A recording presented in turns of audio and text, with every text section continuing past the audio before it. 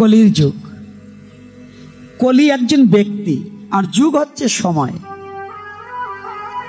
যুগ হচ্ছে সময়, কলি হচ্ছে একজন ব্যক্তি, যে কলিকে, যিনি পাপাচারী কর্মে লিপ্ত থাকে সদা সর্বক্ষণ। পাপাচারী কর্ম কি? অন্যায় কর্মে লিপ্ত থাকে, ন্যায় পরায়ণতা নয়।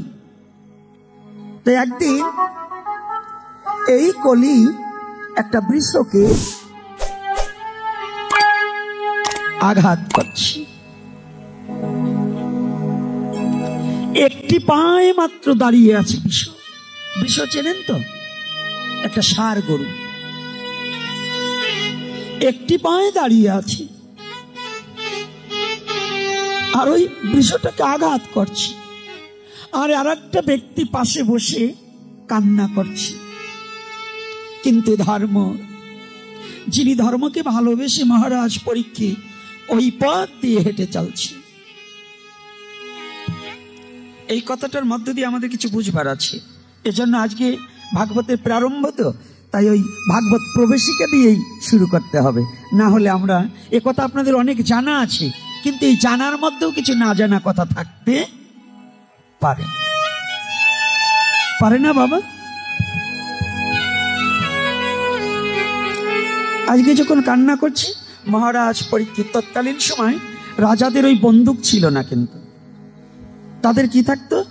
তীর ধনুক, ধনুর্বাণ যাকে বলা হয়। এখনকার রাজাদের যেমন বন্দুক আছে, পিএইচ আছে, এবং তার দেহরক্ষী আছে, আছে কিনা?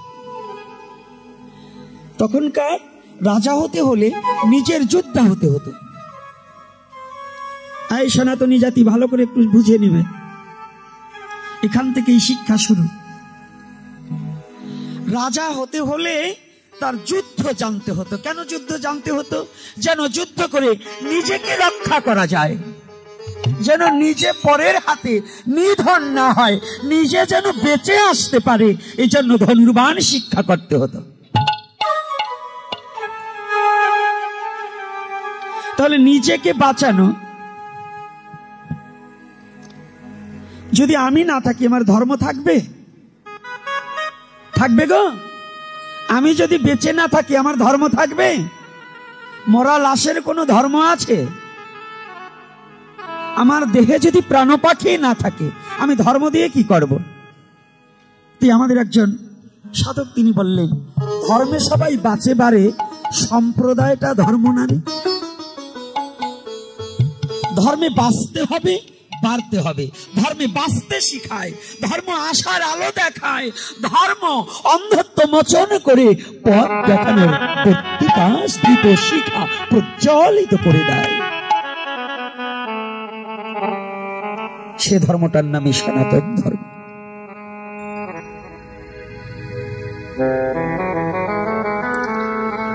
যখনই মহারাজ পরীক্ষিত ধনুর্বাণ হস্তে করে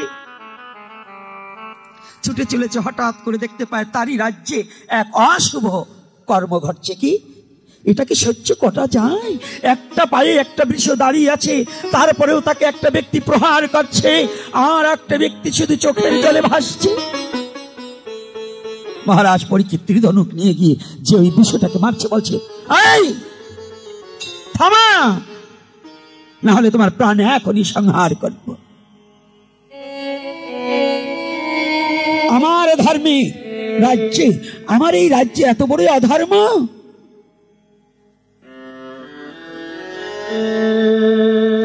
আমাদের রাজ্যে এত বড় অধর্ম? কে তুমি? পরিচয় না দিয়ে লাঠিটাকে হাত থেকে ফেলে দিয়ে জড়সুরে বিনয় করে বলছি, মহারাজ আমাকে প্রাণ ভিক্ষা দিন, মহারাজ আমাকে প্রাণ ভিক্ষা দিন, আমাকে মারবেন না, আমার কর্মটাই অধর্ম। তবে তুমি কে? ওই বৃষটাও মুখ খুললেন, মহারাজ আমাকে রক্ষা করুন, দেখুন আমি ধর্ম, এই কলি আমার 3টা পা কেটে ফেলেছে, সবে মাত্র একটা পায়ে দাঁড়িয়ে আছি, তবু সে আমাকে প্রহার করছে, আমাকে রক্ষা করুন। কলির যুগে 4 ভাগের 3 ভাগ মিথ্যা আর 1 ভাগ সত্য। অধর্ম 3 ভাগ, 1 ভাগ ধর্ম।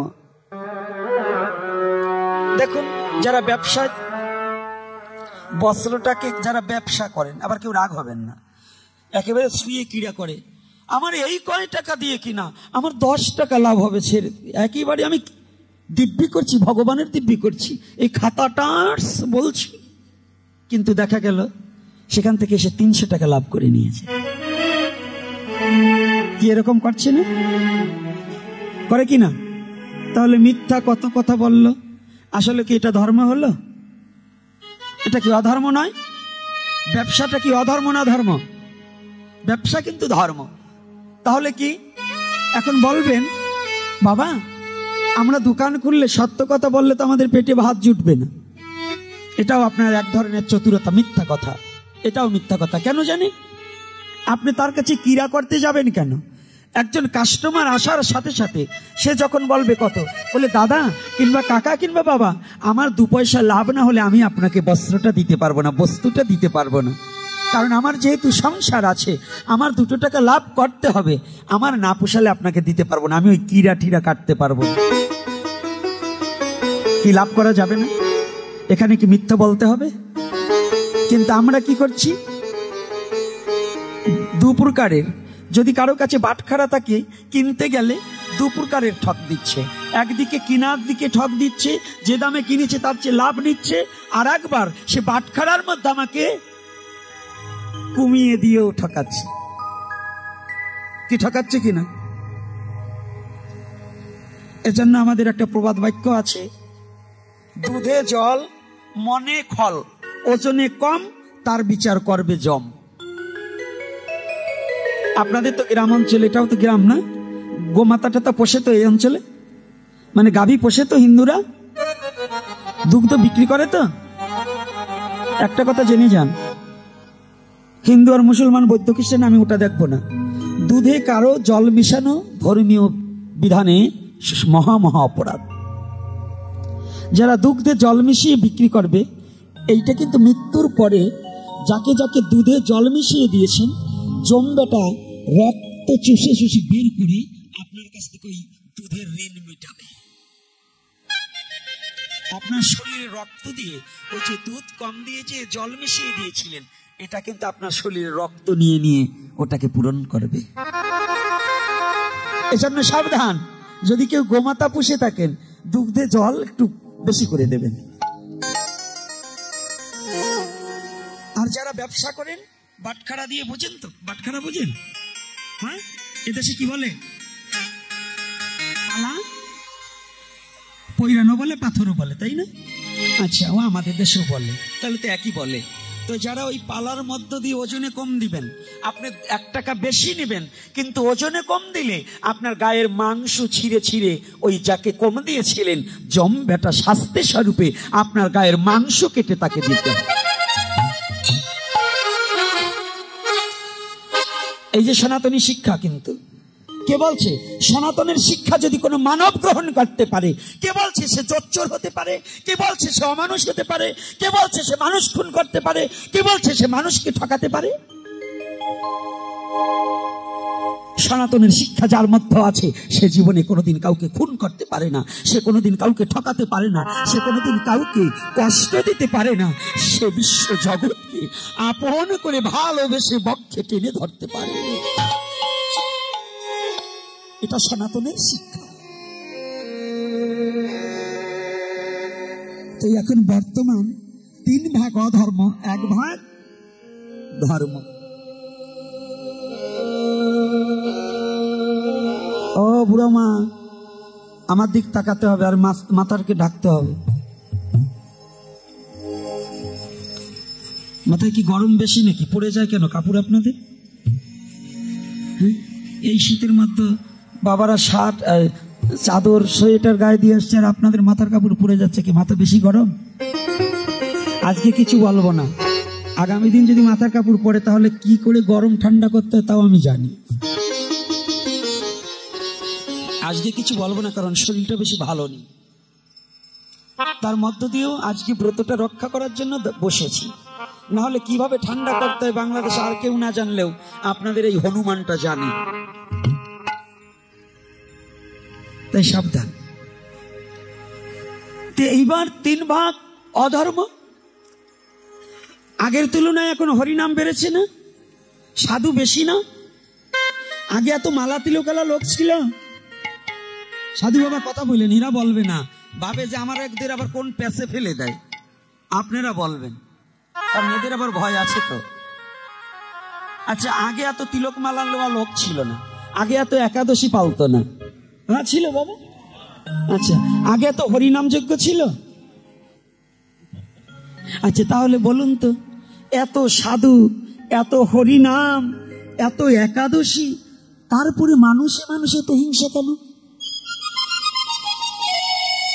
সাধুতে সাধুতে হিংসা, ভাইয়ে ভাইয়ে হিংসা, প্রতিবেশী প্রতিবেশী হিংসা, হ্যাঁ, মা বাবার সাথে সন্তানের হিংসা হচ্ছে কিনা? আপনাদের এত ধর্ম যদি বেড়ে যায়, তাহলে এই অধর্মগুলো কোথা থেকে আসলো?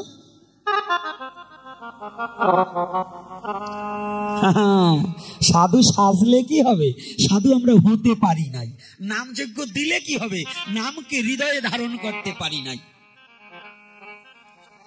এর কারণ হচ্ছে কি, এবার কমিটির বাবারা রাগ হবেন না, এখানে অনেক কমিটির লোক আসছে। এই যে আমার বাবারা হাজীগঞ্জ থেকে আসছে, আরো কমিটির লোক আছে। এই কমিটিরা কীর্তন দেয়, কিন্তু কীর্তন শুনে না। কিছু সংখ্যক লোক আছে, কমিটি নেই, তার টাকার গরম আছে, টাকার দ্বারা কীর্তন দেয়। অনেক টাকা আছে, আমার বাড়ি তো নামযজ্ঞ হবে। উনি কি করছে, দল 6টা বায়না করে এনে কর্মের লোক টাকা দিয়ে কিনে তারা কাজবাজ করছে, উনি দোতলার উপরে নাক ডেকে ঘুমাচ্ছে। এই 5 দিন নামযজ্ঞের একদিনও নিচে এসে এক আসর নামও শোনেন। এরকম লোক আছে কিনা? কমিটির লোক শুধু এদিক ওদিক দিয়ে ঘোরাফেরা করে, কে 2 বস্তা চাল দেবে, কার কাছ থেকে 2000-5000 টাকা ধান্দা করবে, এটা ঠিক করে। কিন্তু একবারও নামের মাঝে গিয়ে গড়াগড়ি দিয়ে ওই ভক্তের চরণ ধুলি একবারও অঙ্গে মাখে না।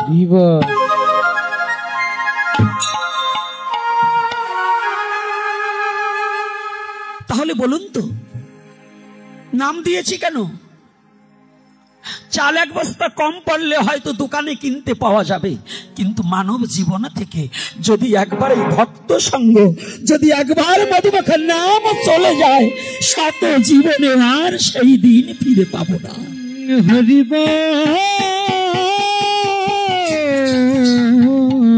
সেই মহাত্মাকে খুঁজে পাওয়া যাবে না গো। এজন্য আমাদের ধার্মিক বাড়ছে, কিন্তু ধর্মটা হারিয়ে যাচ্ছে। দাপরের শেষ প্রান্তে, কলির প্রথম সন্ধ্যায়, এহেন সময়ে মহারাজ পরীক্ষিত বলছে, তুমি কে? বলছে, আমি কলি। ওই বৃষটি বলছে, মহারাজ আমি ধর্ম। আর যে মারছে সে বলছে আমি কলি। আর যে কাঁদছে সে করজোড়ে বিনয় করে বলছে, মহারাজ আপনি ধার্মিক, মহারাজ আপনি আমাকে রক্ষা করুন। এই কলির পাপের ভারে আমি ধরণী দেবী আর ধৈর্য ধরতে পারছি না। আমি কলির অত্যাচারে অতিষ্ঠ হয়ে যাচ্ছি, আমাকে রক্ষা করুন, এই পাপ হতে আমাকে মুক্ত করুন। কত বড় পাপ, কত বড় যন্ত্রণা, কত বড় গুরুতর পাপের মাঝে লিপ্ত আছি আমরা। ধরণী দেবী পর্যন্ত আজ অতিষ্ঠ আমাদের কর্মের উপরে। এদিকে কলি যখন করজোড়ে বিনয় করে বলছে, মহারাজ আমাকে প্রাণ ভিক্ষা দিন। মহারাজ পরীক্ষিত তো সাধু মানুষ, কোন বংশে জন্ম এটা দেখতে হবে না? পাণ্ডব কুলের তো, তার পিতামহ কি অর্জুন, তো অর্জুনের নাতি, সে কি খারাপ হতে পারে যে ভগবানের সখা? এই যে বাবারা মায়েরা, এখানে এই কথাটা বললাম কেন জানেন? বংশেরও একটা তাৎপর্য আছে। যে ছেলে তার বংশ মর্যাদা রক্ষা করতে পারে না এবং চায় না, জানবে সে মেলোচ্ছ, সে প্রকৃত ওই বংশের ছেলে নয়। যে সন্তানাদি তার মা বাবার মান সম্মান রক্ষা করতে পারে না, তারা কুলাঙ্গার। সে ছেলে হোক আর মেয়ে হোক, প্রতিটা ছেলে মেয়ের কর্তব্য হচ্ছে, আমি যে বংশে জন্মগ্রহণ করেছি, আমি যে ধর্মে জন্মগ্রহণ করেছি, যে পিতার ঔরসে জন্মগ্রহণ করেছি, যে মায়ের গর্ভে জন্মগ্রহণ করেছি, সেই মা বাবা এবং সেই ধর্ম যেন কারো কাছে হীনতা না হয় আমার আচরণের দ্বারা। প্রতিটা সন্তানের এটা দৃঢ় প্রতিজ্ঞাবদ্ধ হওয়া উচিত, উচিত কিনা? রাধে রাধে। নারী জাতি যদি মনে করে আমি আমার স্বামী দিয়ে কি করব, তাহলে হবে? নারীর কর্তব্য কি? তার স্বামীর ধর্ম রক্ষা করা। আমি এমন কোনো কর্ম করবো না যে কর্মের দ্বারা লোকে যেন আমার স্বামীকে মন্দ বলুক। প্রতিটা ছেলের কর্তব্য, আমি এমন কোনো কর্ম করব না যে কর্মের দ্বারা আমার বাবার মাথা নত হোক। প্রতিটা মেয়ের কর্তব্য, আমি এমন কোনো আচরণ করব না যে আচরণের দ্বারা যেন আমার বাবাকে কেউ আঘাত দেওয়া কথা বলো। কি কর্তব্য আছে কিনা? এগুলো কি আমাদের মেনে চলা উচিত কিনা? না খালি হরে কৃষ্ণ বলবো আর খালি কাঁদবো, গড়াগড়ি দেবো আর অকাম করি বেরোবো, এটাই ধর্ম? না চরিত্র পরিবর্তন করবো, এটা ধর্ম? কি বাবা, পিছনের বাবারা, কোনটা ধর্ম? কেন খালি হরে কৃষ্ণ বলে কাঁদিয়ে দেবো, চরিত্র আবার একটু পরেই যে চুরি করবো? হ্যাঁ, সাধু সেজে মিথ্যা কথা বলে না? এরা কি সাধু? এরা কি সাধু? না। প্রকৃত সাধু যে, সাধুর কোনো সততা নেই, সে নিজে ঠগেও অপরকে জিতাবার জন্য সদা সর্বক্ষণ ব্যস্ত থাকে। আর আমার মতো অনাচারী যারা, পরকে ঠকাতে অভ্যাসস্ত তারা আমার মতো ব্যক্তি। আমি তো সাধু হতে পারিনি, সাধু হতে সাপ নাই মাগো, সাত করে তোর কোলে যেতে। সাধু হওয়া বড় টাফ ব্যাপার। আজকে যখনই বলছি তো শরণাগতিকে রক্ষা করা, এটাও তো ধর্ম। যদি কারো কাছে শরণাপন্ন হয়, তাকে রক্ষা করা, এটা কি ধর্ম নয়? এখন এইটা আছে, আপনার কাছে যদি কেউ আশ্রয় নিতে চায়, আপনার আরো আশ্রয় তো দূরের কথা, আরো তাকে দূর দূর করে তাড়িয়ে দিতে হয়। এরকম আছে কিনা? জায়গা দিলে আবার একজনকে জায়গা দেবেন, তাতেও ঝামেলা আছে, আপনার বাড়ি চুরি করে নিয়ে চলে যাবে। এরকম চলছে না? তাহলে আজকে যখনই শরণাগতিকে রক্ষা করা, মহারাজ পরীক্ষিত মনে মনে চিন্তা করলেন যে আমার প্রতি শরণাপন্ন হয়েছে, একে তো একটু রক্ষা করতে হয়। যাক, আমি প্রাণে ছেড়ে দিলাম। বলছে, দাঁড়াও, তুমি আমার এই রাজ্য থেকে চলে যেতে হবে, আমার এই রাজ্যে তোমার কোনো স্থান নেই। না মহারাজ, প্রাণে যখন আমাকে বধ করেননি, আমাকে প্রাণে যখন ভিক্ষা দিয়েছেন, আমাকে মাত্র কয়েকটি জায়গা আমাকে একটু ভিক্ষা দিন, আমাকে একটু থাকার জায়গা দিন। জানেন তো কলিকে সর্বপ্রথম কোন জায়গা দিয়েছে মহারাজ পরীক্ষিত? কোথায়? হ্যাঁ, কলিকে জায়গা দিয়েছে কোথায়? মস্তকে? না, ওখানে লেখা আছে সুবর্ণ আলয়। স্বর্ণের মধ্যে একথা বলা হয়নি, সুবর্ণ আলয় মানে যেখানে চৌর্যবৃত্ত করা হয়। আবার কেউ স্বর্ণকার, আবার কেউ রাগঠাক হবেন না। এখন আবার কমে গেছে, হলমার্ক এসে গেছে, তো এখন চুরি কমে গেছে। কিন্তু যখন হলমার্ক ছিল না, ওরা 16 আনায় 8 আনায় বসায় দিত। তো এখন সবচেয়ে প্রথম জায়গাটা দিয়েছিলেন হরিবাসর। কোথায়? তো যেখানে হরি কথা হয় সেখানে কি কলি থাকতে পারে? কি বাবা থাকতে পারে? হরি কথার মধ্যে কলি থাকতে পারে না। হরি কথা যেখানে থাকে সেখানে থাকে না। তাহলে হরি বাসরে থাকে। কি করে থাকে? এই কলি যখন চিন্তিত হয়ে গেলেন, একটু রসের গল্প না বলে পারছি না, এর মধ্যে একটু শিক্ষণীয় বিষয়বস্তু আছে। কলি যখন কলিকে কয়েকটা জায়গা দিলেন যেখানে তাস পাশা হবে খেলা। তাস খেলা চিনেন তো? বুঝেন? আমাদের সনাতন ধর্মের মধ্যে অনেক লোক আছে বিকালবেলা খেয়ে হরি নাম করবে না, জীবনে গুরুদেব যে নাম দিয়েছে জপ করবে না। ওই বজ্জাতের দলেরা আরো কয়েকটাকে ডেকে এনে, ভালো মানুষগুলোকে ডেকে এনে, ওই শয়তানগুলো দেখবেন মন্দিরের কোন এক বারিন্দায় কিংবা ওই মন্দিরের পাশে কিংবা স্কুল মাঠে কিংবা এক ঝোপেঝাড়ের পাশে একেবারে বসে গেছে। হ্যাঁ, বুঝেন তো? কি বাবা বসে কি না? পিছনের বাবারা বসে তো না? আপনাদের দেশে বসে না? এদেশেও আছে? ওরে বাবা, এদেশে ওই শয়তানি বসবাস করে? ওরে বাবা। দ্বিতীয় স্থান দিলেন তাসপাশা যেখানে, তৃতীয় স্থান দিলেন অবৈধ যৌন সঙ্গ যেখানে, চতুর্থ স্থান দিলেন নিশা যেখানে, পঞ্চম স্থান দিলেন সুবর্ণ আলয় যেখানে। এই পাঁচটা জায়গা নাকি পণ্ডিত মশাই? আরে হ্যাঁ না বইলো, তাহলে কি হয়েছে? খাওয়া নয় বেশি হয়েছে। আরে জার্নি করে এসে খাইছে 1 কিলো চালের ভাত, 3 জনে শেষ করছে। তো মাঝখানে কিন্তু আমিও প্রসাদ পাইছি। আবার ওরা আবার তাকাচ্ছে যে মিথ্যা কথা বলে নাকি। না না, ঠিক আছে। এইবার দেখুন, এই 5টা জায়গা দিয়েছি। এক জায়গা তো সুবর্ণ আলয়ে হাতুরের বাড়ির চোটে ওখানে কলি থাকতে পারে। আর তাসপাশা যেখানে যে 5টা জায়গা দিয়েছে তার প্রথম জায়গাটাই দিয়েছে হরিবাসর যেখানে।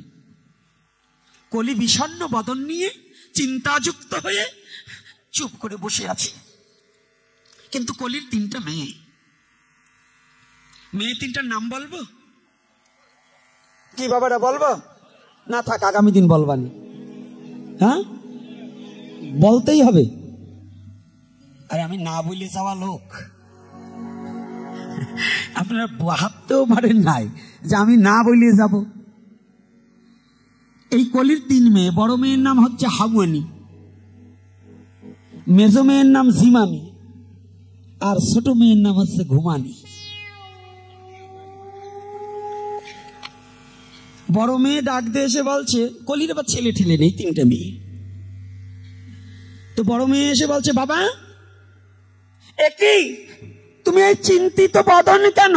তোমার বদনখানা দেখা মাত্রই যেন মনে হচ্ছে তুমি খুব বিশাল চিন্তা যুক্ত আছো। হ্যাঁ মা, আর এই রাজ্যে থাকা হলো না। বলছে কেন? বলছে আমি এই কর্ম করেছি, মহারাজ পরীক্ষিত আমাকে 5টা জায়গা দিয়েছে।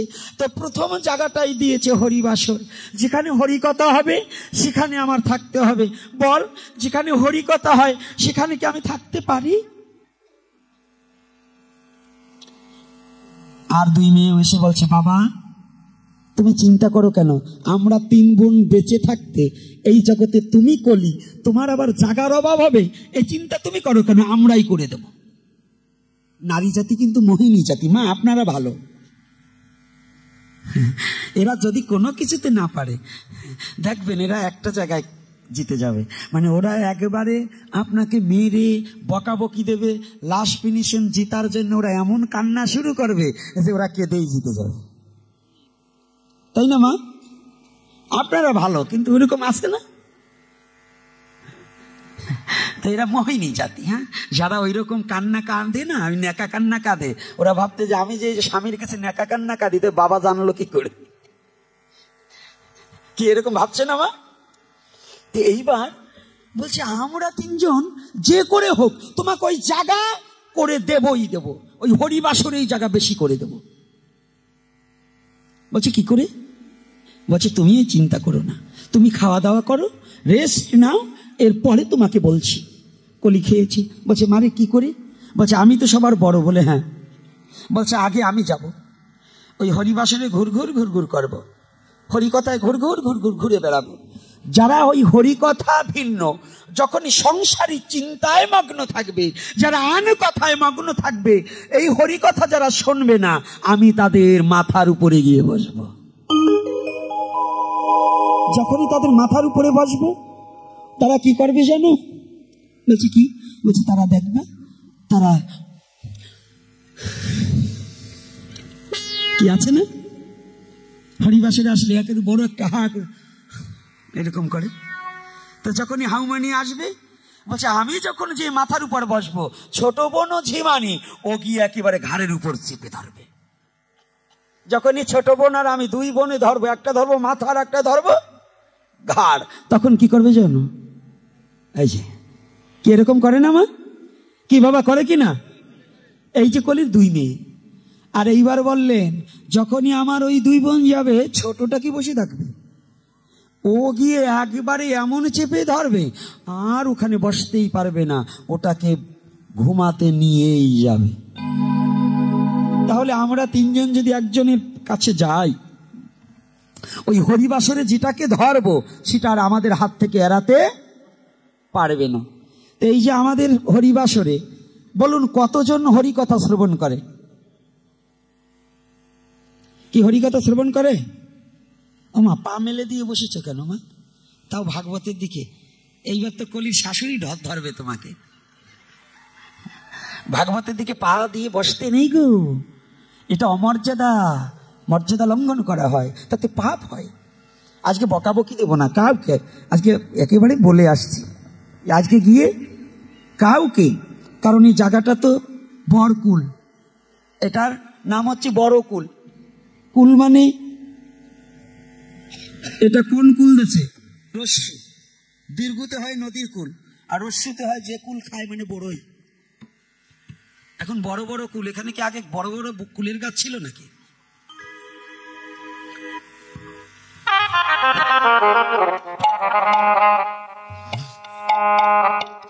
জয় শ্রী রাধে রাধে। তো এইবার কলিকে যখন ছেড়ে দিয়েছি, এই সনাতনী জাতি, এইবার একটু ব্রেনের খাটাতে হবে আমার কথা বুঝতে হলে। এইটুক হাসালাম, এইবার একটু ভাবতে হবে কথাটা কোথায়। যখনই মহারাজ পরীক্ষিত কলিকে ছেড়ে দিয়েছে, অদূরে গিয়ে কলি অট্ট হাসি দিয়ে বলছে, মহারাজ আমাকে ছেড়ে দিলেও আমার নাম কলি, আমি কাউকে ছাড়ি না। শয়তানকে আপনি যত দয়া দেখান না কেন, শয়তান কখনো আপনার প্রতি ভালো কিছু দেখাবে না।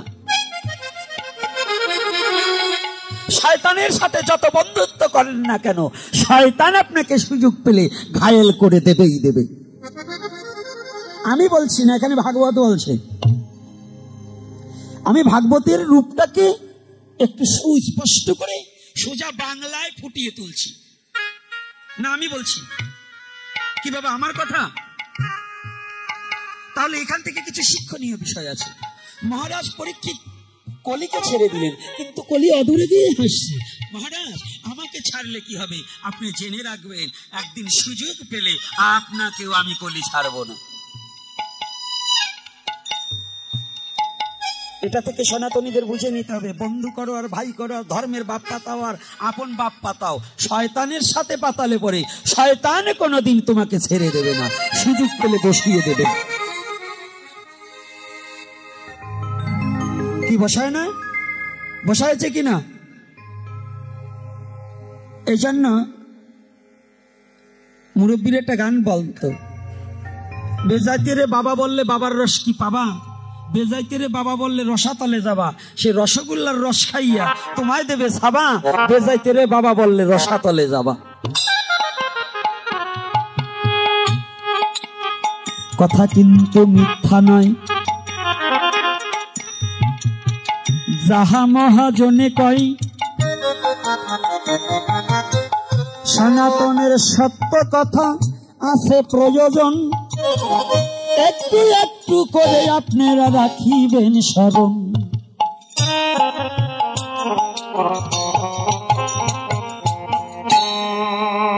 কলি যখন দূরেতে অট্ট হাসি দিল, দূরে গিয়ে কলি তখন মনেতে ভাবিল,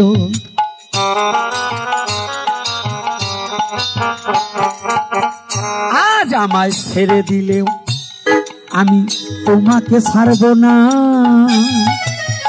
ওহে মহারাজ পরীক্ষিত, তোমার নাই তা জানা,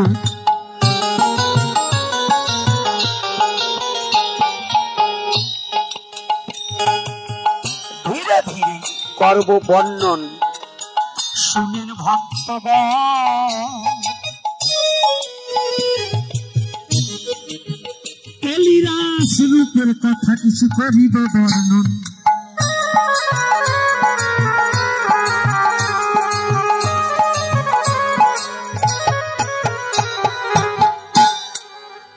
কলি হচ্ছে এই জগতে খারাপ নতি দাতা, কলির ফাঁদে পা দিলে কেউ ভজন যাবে বৃথা। রাধে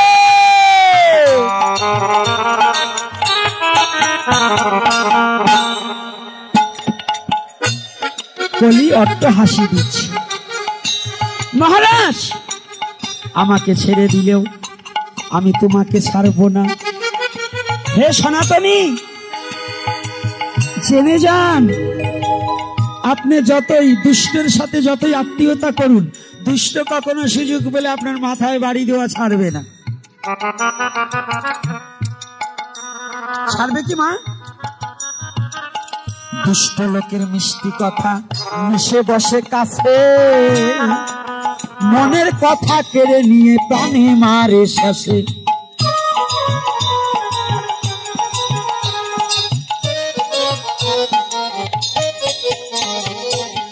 কত জনাতে মোবাইলেতে মধুর কথা বলে, ওই ফাঁদে পা দিয়ে কত জনার প্রাণ গেছে চলে। গেছে না? গিয়েছে কিনা?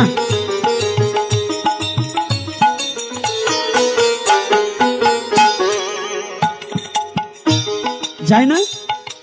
তাহলে দুষ্ট লোক কি একটু মিষ্টি কথা বেশি জানে না? আপনাদের গ্রাম অঞ্চলে যারা দেখবেন একটু শয়তান কোয়ালিটির, শয়তানের দেখবেন ও এমন কৌশল জানে একেবারে আপনাকে কেউ বিশ্বাস না করলেও ওই শয়তানটাকে বিশ্বাস করতে হবে। সাধুকে বিশ্বাস করতে চায় না, কিন্তু শয়তানগুলোকে বিশ্বাস করে। বলেন তো কেন? সাধু আড়াআড়ি কথা বলে, সত্য কথা বলে, এজন্য সাধুকে কেউ ভালোবাসতে চায় না। আর শয়তানের মুখে মিঠা, অন্তরে বিষ, নাকি আছে কিনা বাবা? শয়তানগুলোর কি মুখে মধু, কিন্তু অন্তরে অন্তরে বিষ আছে কিনা? আমার কথাগুলো একটু বাস্তববাদী বেশি। যে কথা বাস্তবের সাথে ধর্মের মিল নেই আমি ও কথা বলি না। যা বর্তমান চলছে, ভূত ভবিষ্যৎ যা চলছে, আমার ভাগবত তার আগেই বলে দিয়েছে। ভাগবত আগেই বলে দিয়েছে।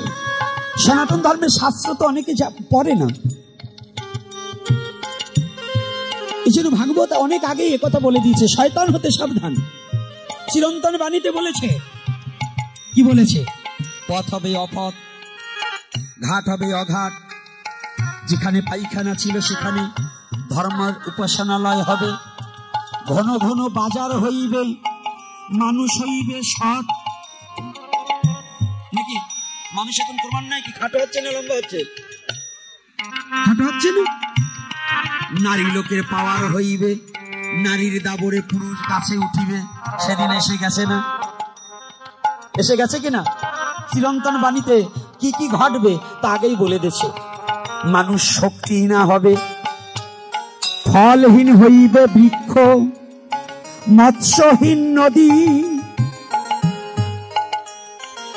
পুত্রের আঘাতে পিতা মাতা কাঁদবে নিরবধি, নিরবধি। কি পুত্রের আঘাতে অনেক মা বাবা কাঁদছে না? এই কাঁদছে কিনা? এটা চিরন্তন বাণীতে বলে দিয়েছে। নারকেল গাছের এখন নারকেল হারিয়ে যাচ্ছে, সুপারি গাছের সুপারি হারিয়ে যাচ্ছে। আগে কত বৃক্ষে ফল ছিল, খেতে চাইতো না।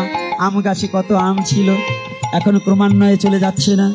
নদীর মাছ হারিয়ে যাচ্ছে না, যাচ্ছে কিনা?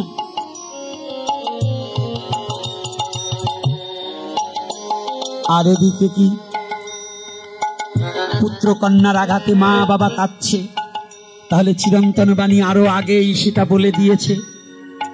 সনাতন ধর্ম যাহা ভূত ভবিষ্যৎ বর্তমান নিয়ে, সনাতন ধর্ম ভবিষ্যতে কি হবে তা জানে, কি হয়েছিল তাও জানে, কি হচ্ছে তাও জানে। এটার নাম সনাতন ধর্ম।